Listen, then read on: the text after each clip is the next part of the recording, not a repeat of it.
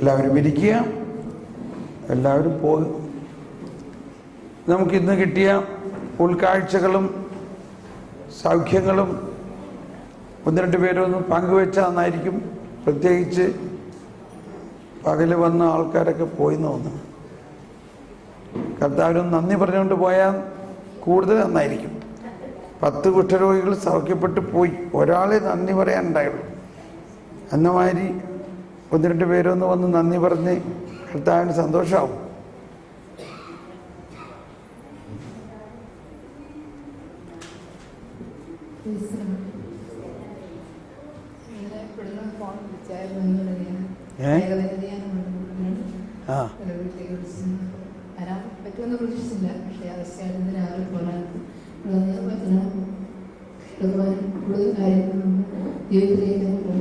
അടുപ്പിച്ചു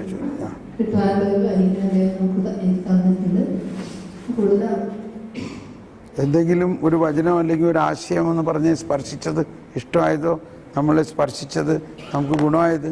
ഏറ്റവും കൂടുതലായിട്ട് എനിക്ക് സ്പർശിച്ചത് നമ്മുടെ ജീവിതത്തിൽ നമ്മുടെ ഏറ്റവും മറ്റുള്ളവരുടെ ഗുണങ്ങൾ എന്ത് നമ്മൾ കണ്ടുപിടിക്കണം ആ ഒരു ഇതാണ് ഏറ്റവും എനിക്ക് നമ്മുടെ കുടുംബത്തിലെ പ്രശ്നങ്ങൾ അതിനെപ്പറ്റി ക്ലാസ്സിൽ നമ്മൾ മറ്റുള്ളവരുടെ തെറ്റുകൾ കണ്ടുപിടിക്കാതെ നമ്മൾ മറ്റുള്ളവരുടെ നന്മകൾ എന്ത് കണ്ടുപിടിക്കാനുള്ള അത് എനിക്ക് ഏറ്റവും കൂടുതൽ ഹൃദയ സ്പർശനാശം പ്രാർത്ഥിക്കാൻ ഇതിന് അവസരം നൽകിയെന്ന്. ഇനി ആർക്ക് വേണമെങ്കിലും വരാം. ആ വായോ, ഇവിടെ വന്ന് പറയാം, എന്നിട്ട് വായോ. അപ്പോഴേക്കും ഇത് പറഞ്ഞോട്ടെ, ഇവിടെ കയറിയിരുന്നു. എനിക്കിവിടെ വരുമ്പോൾ ഒട്ടും നടക്കാൻ പാടില്ലാത്തതൊന്നും നടുവിന്. അപ്പം വർഷം ഒരു 8-10 കൊല്ലം ആയിരിക്കണ നട്ടിൽ അകർച്ച തേയ്മാനം കണ്ടുമാനായി പോയിട്ട് ഇപ്പോൾ ഡോക്ടറാണെങ്കിൽ വീട് പോകുന്ന അവസ്ഥയിൽ എത്തിയിട്ടുണ്ട്. ഇനി എവിടെയും യാത്ര പോലും ചെയ്യരുതെന്നാണ് ഡോക്ടറെ തീരുമാനം. അത്രത്തോളം ഈ ഒരു ഭാഗം തേഞ്ഞ് തീർന്ന മാതിരിയാണ്. എന്നാലും ഞാൻ എങ്ങനെയോ ബസ് കയറി വന്നെൻ്റെ മോളുടെ മോനുണ്ട്, അതിനെ കൂട്ടി ഞാൻ വന്നത്. എന്നാലും ഇവിടെ വന്നിപ്പം ഈ ബ്രദർ പ്രാർത്ഥിച്ചതിന് ശേഷം വേദനകൾ ഒത്തിരി കുറഞ്ഞിട്ടുണ്ട്. എനിക്ക് സൗഖ്യം പൂർണ്ണമായിട്ട് കിട്ടിയാൽ ഞാൻ ലോകത്തിൻ്റെ അതിർത്തി വരെ സാക്ഷ്യം നൽകാമെന്നാണ് എൻ്റെ മനസ്സിലെ പ്രതിജ്ഞ. യേശുവിന് വേണ്ടി ജീവിക്കുമെന്ന്. യേശുവിനെ നന്ദി, യേശുവിനെ സ്തുതി, യേശുവിനെ മഹത്വം. അതോടൊപ്പം എൻ്റെ കൊച്ചുമോനെ കഴിഞ്ഞ 2ാം ശനിയാഴ്ച മോനോട് വാ കുഞ്ഞുമാനെ ഇതിൻ്റെ ഇളയ ഒരു മകളുണ്ട്, അവളുണ്ട്. അവർ 2 പേർക്കും വിട്ടുമാറാത്ത ജലദോഷവും പനിയും ഇങ്ങനെ വിട്ടുമാറാതെ കുറേ നാളായിട്ട് എന്നും ഇങ്ങനെ ആശുപത്രി കൊണ്ടൊക്കെ ബത്തേരി കൊണ്ടുപോയാൽ അവസാനം ഒന്ന് കുറഞ്ഞു വരുന്നത്. ഞങ്ങൾ പുൽപ്പള്ളിയാണ്. അവിടുന്ന് മോള് നിശ്ചയിച്ച് ഒരു 5-6 മാസം മുമ്പ് ഇവിടെ 3 ആഴ്ച ഇവിടെ കൊണ്ടുവന്ന് 3 മാസം 2ാം ശനിയാഴ്ച കൊണ്ടുവന്ന് പ്രാർത്ഥിക്കാമെന്ന്. അപ്പോൾ അതങ്ങനെ കുറഞ്ഞു. അപ്പോൾ ഞാൻ കഴിഞ്ഞ ആഴ്ചയിലാണ് മോനെ കൊണ്ട് കഴിഞ്ഞ 2ാം ശനി ആദ്യം വരുന്നത്. അപ്പോൾ അങ്ങനെ പ്രാർത്ഥിച്ചുകൊണ്ടിരുന്ന ഈ വിദ്യാർത്ഥികൾക്ക് വേണ്ടിയിട്ട് ജോബിയസിന് പരീക്ഷ എഴുതുന്ന മക്കൾക്ക് വേണ്ടി പ്രാർത്ഥിച്ചുകൊണ്ടിരുന്നപ്പോൾ എനിക്ക് തോന്നി കൊച്ചാണെങ്കിലും ശരി LKG പഠിക്കുന്ന കൊച്ചാണ്. അപ്പോൾ അവന് ക്ലാസ് പരീക്ഷയിലൊക്കെ ഒട്ടും പഠിച്ചിട്ടൊക്കെ പോയ കുഞ്ഞാണെങ്കിലും നിങ്ങൾ ചിരിക്കരുത്, അവൻ മറന്നു പോകും. അവനെ പരീക്ഷ എഴുതാനൊന്നും പറ്റുന്നില്ലായിരുന്നു കഴിഞ്ഞ പ്രാവശ്യം. അപ്പോൾ ഈ അച്ഛൻ്റെ കൈ വെച്ച് പ്രാർത്ഥിച്ച് പോയി കഴിഞ്ഞപ്പോൾ അച്ഛന് മറ്റുള്ള മക്കൾക്ക് വേണ്ടി പ്രാർത്ഥിച്ചപ്പോൾ ഞാനിങ്ങോട്ട് മുന്നോട്ട് കൊണ്ടുവന്നു. അച്ഛൻ പ്രാർത്ഥിച്ച് അച്ഛനൊരു തട്ടൊക്കെ കൊടുത്ത് വിട്ടു. എന്തായാലും വേണ്ടില്ല, കുഞ്ഞിന് 3 വിഷയത്തിനും 50-50, 4ാമത്തെ വിഷയത്തിന് 46 മാർക്ക്, 4 മാർക്ക് കുറഞ്ഞു. 4ാമത്തെ വിഷയത്തിന് ഫുള്ള് മാർക്ക് എന്ന് പറഞ്ഞ പോലെ കുഞ്ഞിന് കൊടുത്തു. അത് വലിയ കൃപ അച്ഛനിൽ കൂടെ എൻ്റെ കുഞ്ഞിന് കൊടുത്താൽ ഈശോയ്ക്ക് ഒത്തിരി നന്ദി. Very good. കേട്ടടാ മോനെ. ഓക്കെ, ഇത് കണ്ട ചെറുപ്പക്കാർ ഓടി വരണ കണ്ട.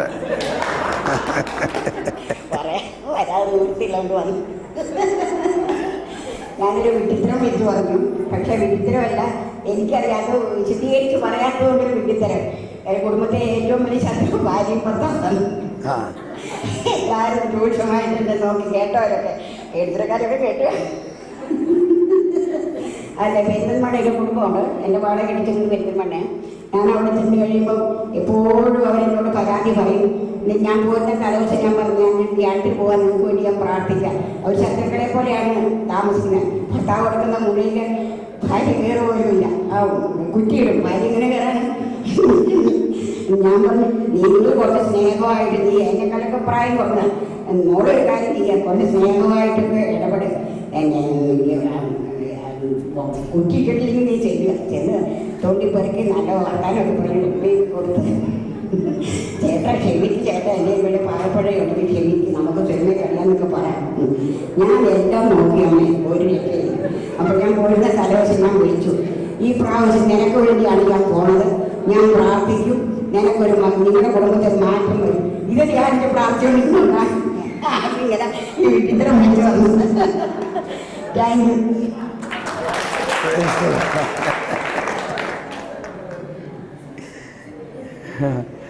ഇനി ആരെങ്കിലും?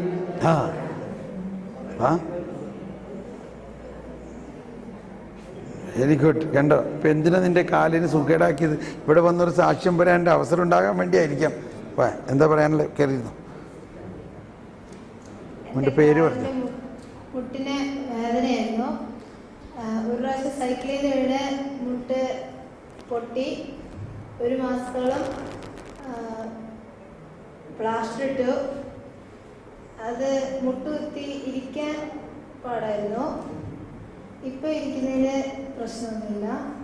നല്ല സുഖമായി നിൽക്കാനും നല്ല ശക്തി കിട്ടുന്നുണ്ട്. കൈയടിച്ച് ചേർത്താൽ നന്ദി.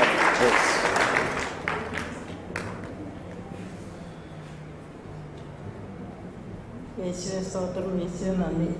എനിക്ക് 10 വർഷമായിട്ട് എൻ്റെ കാലിൻ്റെ ഇടയ്ക്ക് ഇങ്ങനെ ചവിട്ടി നിൽക്കാൻ പാടില്ലാത്ത വേദനയായിരുന്നു. ഇന്ന് ബ്രദർ പ്രാർത്ഥിച്ച് കഴിഞ്ഞപ്പോൾ കാലിൽ ചവിട്ടി നിൽക്കാൻ പറ്റുന്നുണ്ട്. പിന്നെ തലയ്ക്ക് പുകച്ചിലുണ്ട്. നിങ്ങളെല്ലാവരും പ്രാർത്ഥിക്കണമെന്ന് സ്തോത്രം.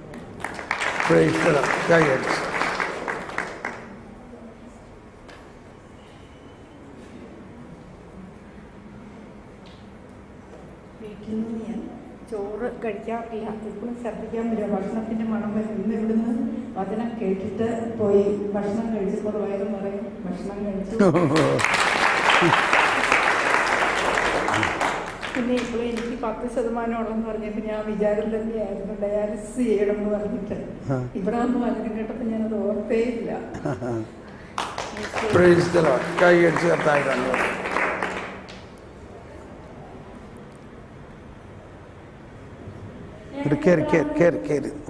ഞാനിവിടെ വന്നിട്ട് ഞാൻ മാതാവിന് നന്ദി പറയാൻ കാരണം എനിക്ക് സ്റ്റഡിയാണ് 20-ാം തീയതി വരെ എനിക്ക് 20-ാം തീയതി എൻ്റെ എക്സാം തുടങ്ങുന്നത്. അപ്പോൾ ഇവിടെ ധ്യാനം ഉണ്ടെന്ന് പറഞ്ഞപ്പോൾ എൻ്റെ പപ്പ വന്നിരിക്കുന്നുണ്ട് ധ്യാനത്തിന്. കഴിഞ്ഞ പ്രാവശ്യം ഇവിടെ ബ്രദർ ധ്യാനം വരുമ്പോൾ മമ്മി ചേട്ടായിട്ട് വന്നിരുന്നു. അപ്പോൾ എനിക്ക് പങ്കെടുക്കണമെന്ന് ആഗ്രഹമൊക്കെ ഉണ്ടായിരുന്നു. പക്ഷേ സ്റ്റഡിയിലായതുകൊണ്ട് ഞാൻ പിന്നെ അവിടെ ഇരിക്കാമെന്ന് വിചാരിച്ചു. പക്ഷേ എനിക്ക് 2-3 ദിവസം ഇരുന്നിട്ട് വലിയ കാര്യമായിട്ട് പഠിക്കാനൊന്നും പറ്റില്ല. ഇന്ന് തലവേദനയും അങ്ങനെയൊക്കെ. അപ്പോൾ മമ്മി ഇതിനെ വിളിച്ചിട്ട് എന്നോട് പറഞ്ഞു, നീ ഇങ്ങോട്ട് പോരെ, ഒരു ദിവസം നമുക്ക് ഇവിടെ വന്നിട്ട് ആരാധനയും കൂടിയിട്ട് പോകാമെന്ന് പറഞ്ഞു. അപ്പോൾ ആദ്യം ഞാൻ ഒന്ന് മടി പറഞ്ഞു. ഞാൻ പറഞ്ഞു ഇവിടെ ഇരുന്ന് പഠിക്കട്ടെ എന്നൊക്കെ പറഞ്ഞു. മമ്മി പറഞ്ഞു, നീ വാ, ഇങ്ങോട്ട് വന്നിട്ട് പോകാമെന്ന് പറഞ്ഞു. അങ്ങനെ ഞാൻ സമ്മതിച്ച് എനിക്കറിയത്തില്ല. അതുവരെ എനിക്ക് ബുക്ക് തുറക്കും, വേറെ ഒന്നും കണ്ടാലും എനിക്കൊരു കുഴപ്പമില്ല. പത്രം നോക്കുന്നതിന് ഒരു പ്രശ്നമില്ല. പക്ഷെ എൻ്റെ നോട്ട്ബുക്ക് തുറന്നിട്ട് എനിക്ക് അപ്പം തലവേദന ഉള്ളത്. അപ്പോൾ ഇത് മമ്മിയോട് പറഞ്ഞു, ഞാൻ ഇങ്ങോട്ടേക്ക് വരാം, ഇവിടെ പിന്നെ ആരാധനയ്ക്ക് കൂടാൻ. ഞാൻ ഇവിടെ സമ്മതിച്ച് കഴിഞ്ഞപ്പോൾ തൊട്ട് ബുക്ക് തുറക്കുന്നതിന് എനിക്കൊരു പ്രശ്നമില്ല. അപ്പോൾ തൊട്ട് തലവേദന. പിന്നെ ഇന്ന് വന്ന് പങ്കെടുക്കാൻ നല്ലൊരു അനുഭവമായിരുന്നു എല്ലാവർക്കും. എന്തെങ്കിലും ഒരാശയം, ഇത്രയും കേട്ടതിൽ എന്തെങ്കിലും ഒരു ആശയം ഈ ബുക്കിൽ നിന്ന് എന്താ പഠിച്ച്? ഒരാശയം എന്ന് പറഞ്ഞ് എനിക്ക് ഇങ്ങനെ തോന്നുന്നേ, ഞാൻ നേരത്തെ സ്ഥിരമായിട്ട് ഇവിടെ വന്നുകൊണ്ടിരുന്നത് എല്ലാ സെക്കൻഡ് സാറ്റർഡേയും വരികയായിരുന്നു. ഇപ്പൊ കുറച്ച് 2-3 മാസമായിട്ട് വരില്ല. അപ്പൊ ജോബീസിന് മമ്മിയോട് ചോദിച്ചു എന്ന് പറഞ്ഞു, എന്നെ കാണാറില്ലല്ലോ എന്ന് പറഞ്ഞു.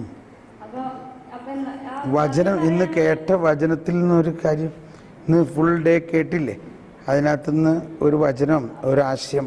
അപ്പൊ ഞാൻ പലപ്പോഴും ഇപ്പൊ യേശുവിന്റെ അടുത്ത് ഞാനിങ്ങനെ അകന്നുകൊണ്ടിരിക്കുകയാണ്, എനിക്ക് എന്റേതായ കാര്യങ്ങളാണ്.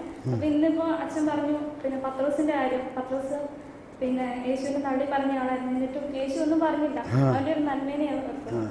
യേശു അതായിരിക്കും എനിക്ക് വേണ്ടിയിട്ടും ചെയ്തിരുന്ന കാര്യം. എല്ലാ കാര്യങ്ങളും എനിക്ക് അവൻ തന്നെ ചെയ്തിരുന്നു. അപ്പൊ യേശുവിന് ഒത്തിരി നന്ദി പറയാനും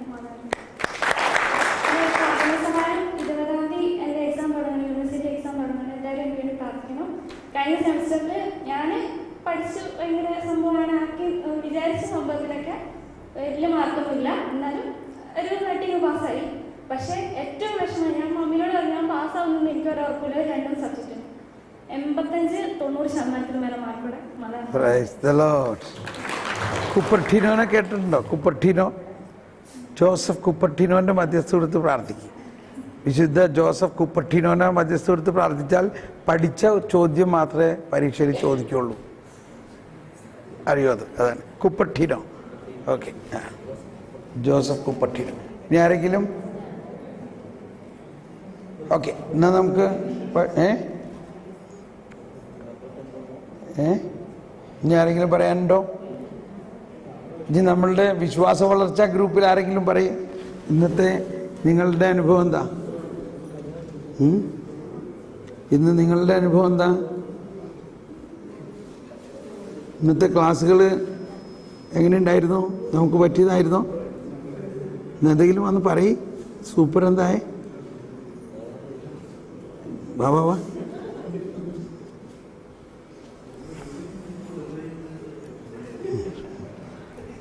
ഇന്നത്തെ ക്ലാസ്സിൽ കിട്ടിയ ഒരു ബോധ്യം എന്ന് പറയുന്നത്, നിങ്ങൾ ഒരുമിച്ചിരുന്ന് പ്രാർത്ഥിക്കുമ്പോൾ ദൈവം നിങ്ങളുടെ പ്രാർത്ഥന കേൾക്കും എന്നുള്ളതാണ്. അത് ഭാവി ജീവിതത്തിലും ഉപകാരം വരും. ഫ്രണ്ട്സൊക്കെ കൂടി പ്രാർത്ഥിക്കാൻ നമുക്കൊരു പ്രചോദനം കിട്ടിയിട്ടുണ്ട്. ദൈവത്തെ ഓക്കെ, പ്രൈസ് ദി ലോർഡ്. ഇനി